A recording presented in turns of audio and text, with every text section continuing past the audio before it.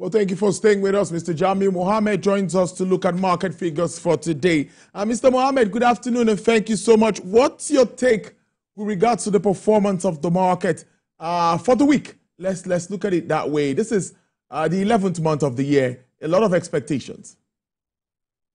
Thank you. Good afternoon, everyone. It's been a pleasure to be here on the program. I think I should give a breakdown from the week, as you have rightly said.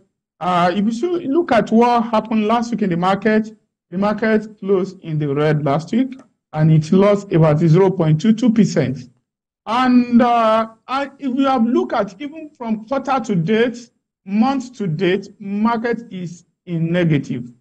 But the negative that we are having is not that enough to say the market is crashing. The truth of the matter is that there is a negative, there's an information against the market, and the another one is in favor of the market. And that is why the market is trying to balance up around this level. And that's why you see a much more activity around the market. The negative information around the market is the increment in the monetary market, MPR rate that was done in the last MPR meeting. We are expecting another meeting to be held next week. We don't know the line of action they will take. But the truth of the matter is that you can't continue to increase the rate. If you continue to increase the rate, you are going to get the same result that you are having. The result you'll be having is that you'll have high interest rate environment. You will see more inflow into the FPI's market. You see more inflow. You see more inflow of foreign investors coming into our high yield environment to just invest in some of the portfolio. But the FDIs, the foreign direct investment, continue to go down. So in that kind of situation, that's the result you are going to get. And also the cost of investment will be, the cost of borrowing is going to be high, and that is what you are expected to see. So because of that, because some of this money that flows into the Nigerian market find their way around the fixed income market because of the fact that there's high yield. But those that still want to take advantage of the market, some are finding itself into the market.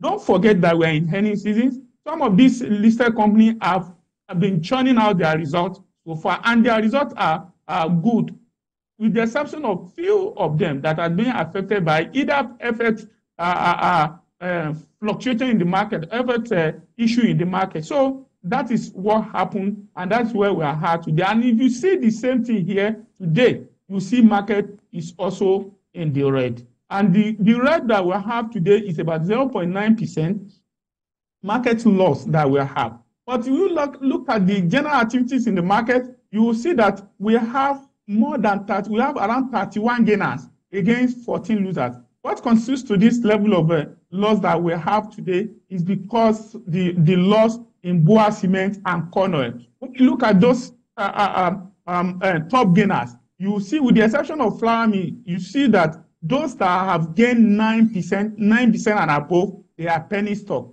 Talking of John Holt, talking of International Energy, Sooner Assurance, and Consolidated Hallmark. All these things are penny stock in the market. But when you look at the loss of 6.15% of corn oil and also 5.93% of Boa Cement, this push our index down by 0.19. If you look at the total volume traded in the market today, we have volume about 291 million units of stock traded, value around 7.816 billion worth of stock is what we trade today. And when you look at the value analysis of what was traded, you realize that about 6 stocks constitute more than 66% of total trade that we have in the market today. We have assets that traded about 1.5 billion worth of stock. We have Oando that traded about 950 million worth of stock. Arade traded about 839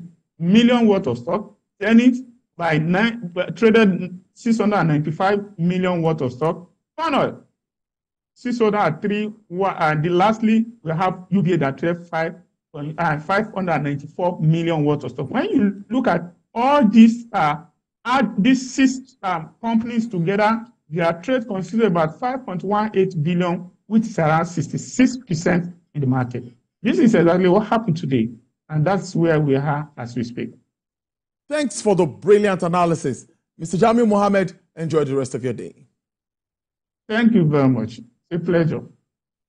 Well, Asian stocks fell today while longer-dated U.S. bond yields rose alongside the dollar as investors assessed the monetary policy and inflation outlook in the world's largest economy. Shares in Europe looked set for steady open, contrasting with declines in Asia. European stock 50 futures ticked up 0.04%, FTSE futures added 0.02%, Nasdaq futures meanwhile fell 0.18%, S&P 500 futures eased 0.1%, MSCI's broadest index of Asian Pacific shares outside of Japan traded 0.63% lower, powering slight gains from earlier in the session. That came from the back of the fall in Chinese stocks as they struggled to make a headway. The mainland CSR 300 blue chip index fell 0.92%, and the Shanghai Composite Index lost 0.96%. Hong Kong Hang Seng slid 1.5%. The crypto industry is pushing for policies that will promote the adoption of digital assets as they anticipate a crypto-friendly regime under President-elect Donald Trump. According to CEO of institutional crypto platform BitGo, the industry is pushing for measures including potential executive orders on crypto firms, access to banking services, and crypto-friendly picks in the range of rules. In addition to new chair Donald Trump's decisive victory and the projected Republican sweep of Congress paved the way for a lasting crypto policy overall. Recall that his promise is to be a crypto president, and industry executives say now has a strong mandate to deliver. Let's take you to crude oil prices now. Now, before we go, let's tell you that crude oil prices slipped early today, reversing most of its previous sessions gain, weighed down by worries of higher global production amid slow demand growth. With a firmer dollar exacerbated the decline, U.S. West Texas Intermediate crude fell to sell at $67.97 per barrel, with a decline of 0.67%. Brent experienced a downward review of 0.59 to sell at $71.85 per barrel. Bonnie Light sells for $78.62 with a downward margin of 2.84%. And for the OPEC basket, dealers are offering $71.51 per barrel.